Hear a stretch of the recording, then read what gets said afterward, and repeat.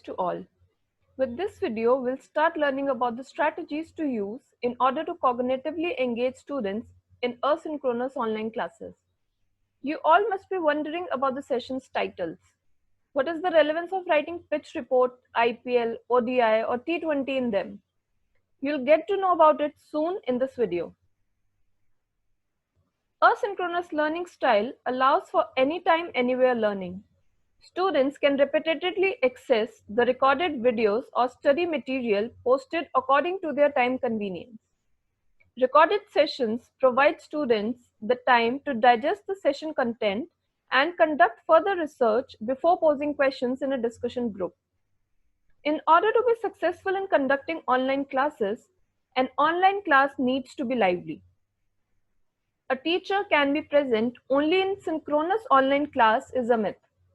It is possible to have teachers' presence in an asynchronous online class too. So, here are some strategies to increase teachers' presence in an asynchronous class setting and boost students' cognitive engagement. So, first is this is me introduction videos.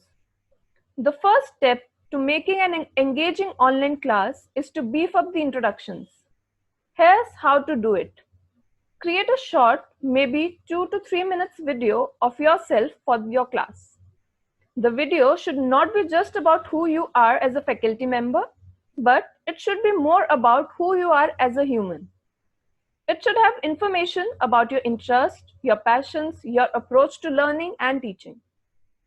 Once you post your introduction video, you can now ask your students to create their own, which could consist of just pictures and text that represented who they are and then make them share it to the group.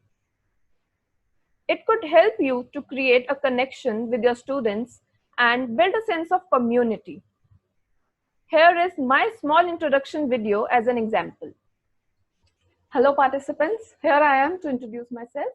I am Ramya Jain. I believe in learning with fun, so I try to keep my lectures more informal. I like to interact with my class and share my personal experiences. So I thought, why not to share my own introduction video to interact with you all in this asynchronous session. Talking about myself, I like to play badminton and basketball, although I'm not very good at it. And I also have keen interest in painting and dancing. I wish to travel and experience adventurous activities around the world. There's much more that I can share about myself, but let's cut it short here and continue with the online sessions. Thank you. We now move on to the strategy number 2. It is try to be brief and crisp. I would like to bring to your notice that the student's attention span is not more than 20 minutes. And at the top of it, the learning time for screencasting is short too, that is 15 minutes. Hence, in order to prevent your students from zoning out, it is important to chunk or break down information into smaller pieces. It will help you organize your content in a logical way. So be careful to keep the videos crisp and short, maybe ranging between 15 to 20 minutes. Next strategy is not your typical module or the study material. This strategy will give the relevance of writing, pitch report, IPL, etc. in the titles for the ongoing sessions. If you are creating modules that make up your course, just change your modules to something fun, something outside the typical pedagogical language box. So, instead of naming your modules as Module 1, Module 2, etc., you might change the names to complement some type of a theme. It could be video game levels like Mission 1 for Unit 1, Level 1 for Chapter 1, and so on. Or Netflix themed like Trailer for brief introduction of unit, Season 1 for Unit 1, Episode 1 for Chapter 1, and so on. Or for all the cricket fans, you can change the module names to IPL for Unit 1, Innings 1 for Chapter 1, and so on. It doesn't matter what theme you choose. But by being creative and unique, you can add fun element to the course and spark students' engagement. I have used the cricket theme for my sessions. Here is another creative strategy for you. Hide some Easter eggs. What is an Easter egg? It is some type of a hidden clue that you place within your recorded lectures or other documents that students must view or read for their asynchronous work. So, for example, within your recorded lectures, you could provide a link which takes the students to their assignment or quiz or to some study material. It could be a hint to the questions in the upcoming tests, or it could be answers to the queries raised by students. Let your students know ahead of time that there are Easter eggs scattered throughout the course and they should keep an eye out. It is up to you whether you want to give a reward or a prize for finding them, maybe in the form of marks or attendance or recognition, or you can just use them to add a surprise element to your course.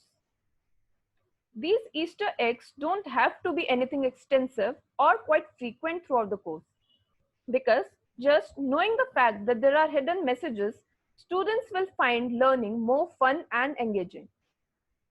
Here, I would like to notify you that there's an Easter egg hidden in one of the following videos. Last but not the least, we have online discussion board.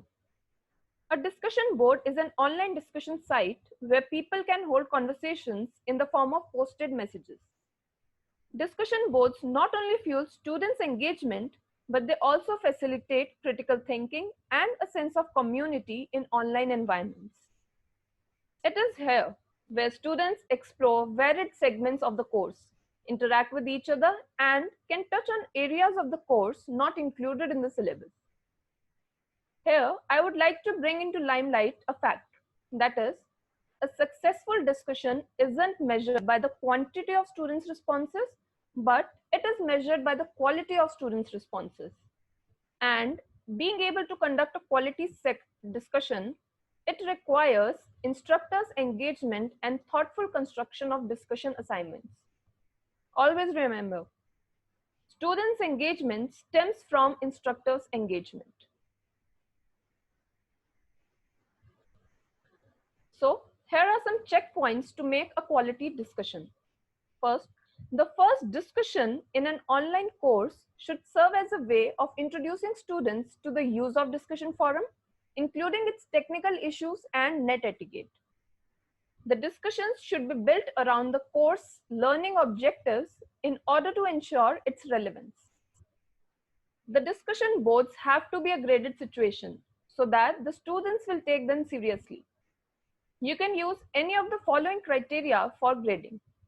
Like, it could be demonstration of an understanding of the topic through critical thinking.